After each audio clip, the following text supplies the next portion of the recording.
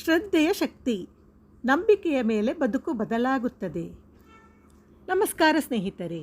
ಈ ಜಗತ್ತಿನಲ್ಲಿ ಯಾವುದನ್ನೇ ಮಾಡಬೇಕಾದರೂ ಮೊದಲು ಬೇಕಾಗುವುದು ನಂಬಿಕೆ ಮತ್ತು ಶ್ರದ್ಧೆ.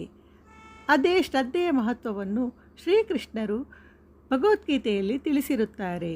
ಈ ವಿಡಿಯೋದಲ್ಲಿ ನಾವು ಗೀತೆಯ 5 ಶ್ಲೋಕಗಳ ಮೂಲಕ ಶ್ರದ್ಧೆಯ ಶಕ್ತಿ ಏನೆಂದು ತಿಳಿದುಕೊಳ್ಳೋಣ.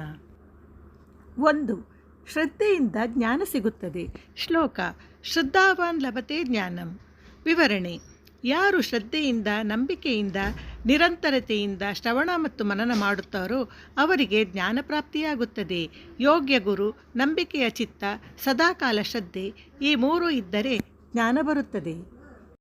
2. ಶ್ರದ್ಧೆ ಇಲ್ಲದವರಿಗೆ ಧರ್ಮವೂ ನೆರವಾಗುವುದಿಲ್ಲ. ಶ್ಲೋಕ: ಅಶ್ರದ್ಧಾನ ಪುರುಷ ಧರ್ಮಸ್ಯಾಸ್ಯ ಪರಂತಪ.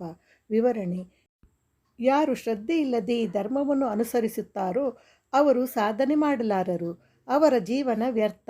ಶ್ರದ್ಧೆ ಇಲ್ಲದೆ ಪಠಣ, ಪೂಜೆ, ಉಪವಾಸ ಎಲ್ಲವೂ ಕೇವಲ ನಿರರ್ಥಕ ಆಚರಣೆ. 3. ಶ್ರದ್ಧೆಯ ಗುಣಪರಿಣಾಮ. ನಂಬಿಕೆಯ ಧರ್ಮ. ಶ್ಲೋಕ: ಯಜಂತೆ ಸಾತ್ವಿಕ ದೇವಾನ್.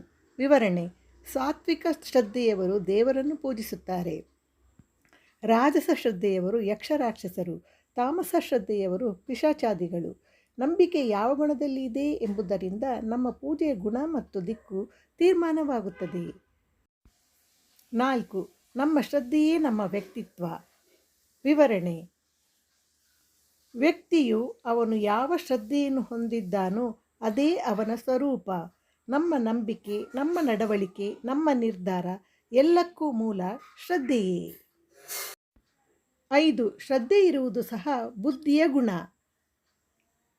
ವಿವರಣೆ: ಕ್ಷಮೆ, ಸತ್ಯ, ಬುದ್ಧಿ, ಶ್ರದ್ಧೆ ಇವೆಲ್ಲವೂ ಸಾತ್ವಿಕ ಗುಣದ ಭಾಗ.